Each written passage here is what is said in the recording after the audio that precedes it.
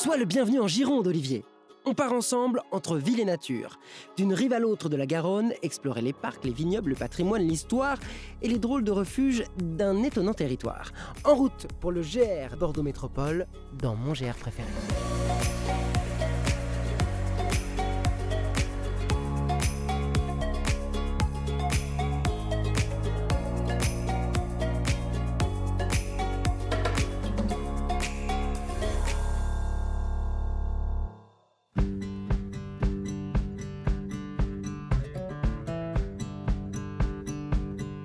Eh bien te voilà déjà parti d'un bon pied, mon ami, dis-moi.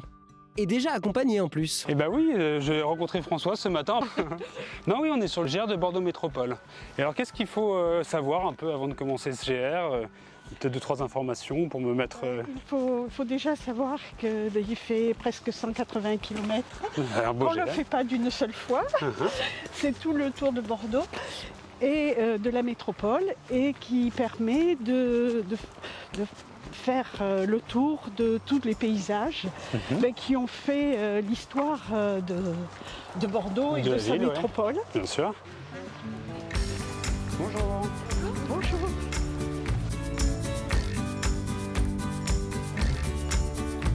On va arriver donc à l'un des bassins de rétention. De rétention d'eau. Il joue son rôle, mais il n'y a pas d'eau. Ouais, en plein Par été. contre, ça laisse la place à une grande diversité de végétation et de plantes qui avaient complètement disparu dans la région.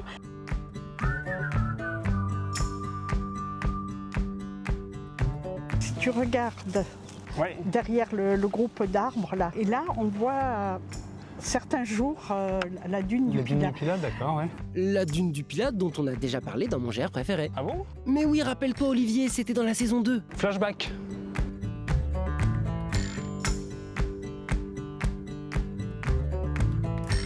Oh cool, regarde. Encore une plateforme. On monte sur celle-ci ou pas? Ah vas-y si tu veux, moi ok. Jamais avare d'effort Olivier, bravo. Profite de la vue et après ça, on continue.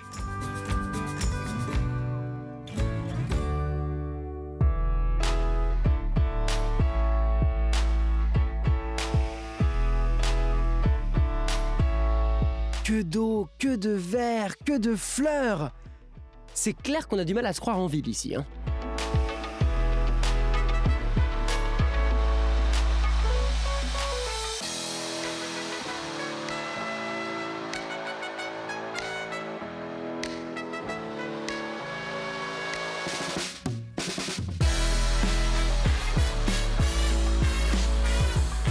Et en fait, le GR est bien fait parce qu'on enchaîne des parcs, mais on les enchaîne en passant par des petits chemins, des petites rues, voilà, des petites voies vertes et tout ça. Et donc, on avait peur de connaître et faire les parcs qu'on connaissait pendant 7 jours, en fait.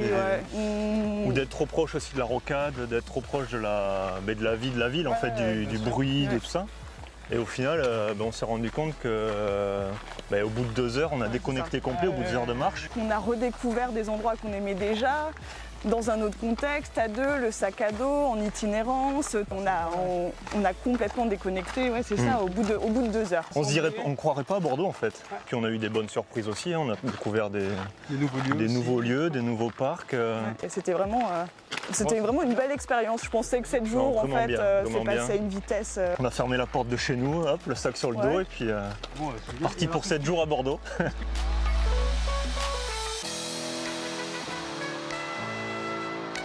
Oh là là, mais c'est quoi cette chouette là? Bah oui, c'est assez extraordinaire. On arrive au refuge périurbain Les Guetteurs, juste en bord de Garonne, comme ça, sur les berges.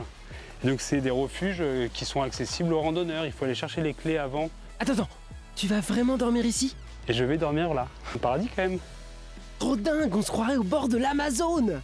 Et le plus dingue, c'est qu'il y a d'autres endroits comme ça tout au long du GR. On les appelle ici des refuges périurbains.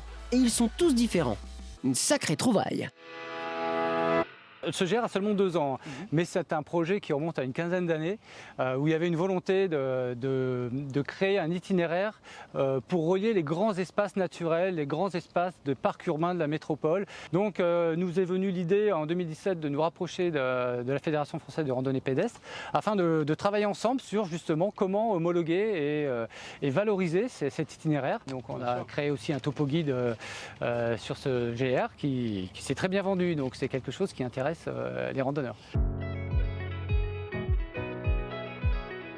C'est un GR très divers parce qu'on va passer dans l'urbain, on passe dans le centre de Bordeaux, on passe sur le pont de Pierre, le pont Chaban-Delmas qui est un pont levant qui permet de laisser passer les bateaux.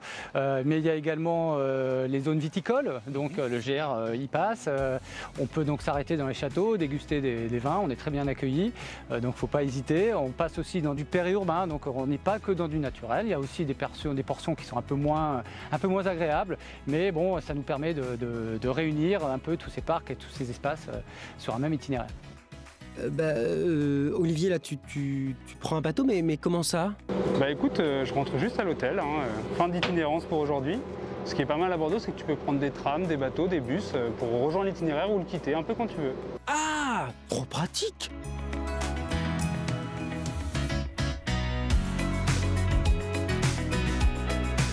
On a finalement un chapelet de parcs sur ces coteaux, la rive droite. Il y en a à peu près une dizaine en fait qui vont de Floirac jusqu'à Bassins. L'idée c'était de se dire qu'on avait ces espaces qui étaient existants et que finalement ils pouvaient aussi fonctionner en cohérence, à la fois d'un point de vue écologique et puis aussi d'un point de vue des usages. C'est un peu la grande richesse pour le coup de la rive droite, c'est d'avoir cette superbe vue aussi sur la rive gauche et qu'on a vraiment des belvédères comme ça tout du long. Et donc les gens viennent aussi pour ça. On a des super couchers de soleil, des super spots pour les feux d'artifice. Enfin, il y a vraiment quelque chose autour de la vue qui est très fort. Ouais.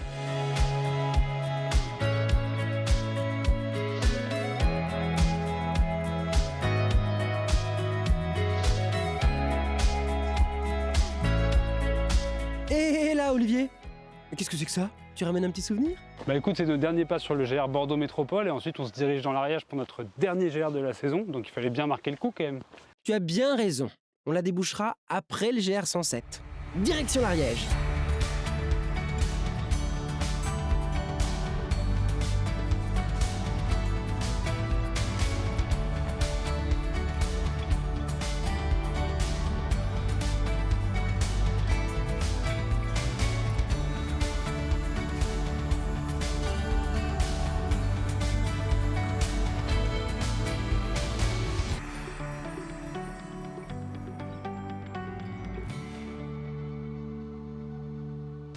Bah Olivier, tu fais quoi?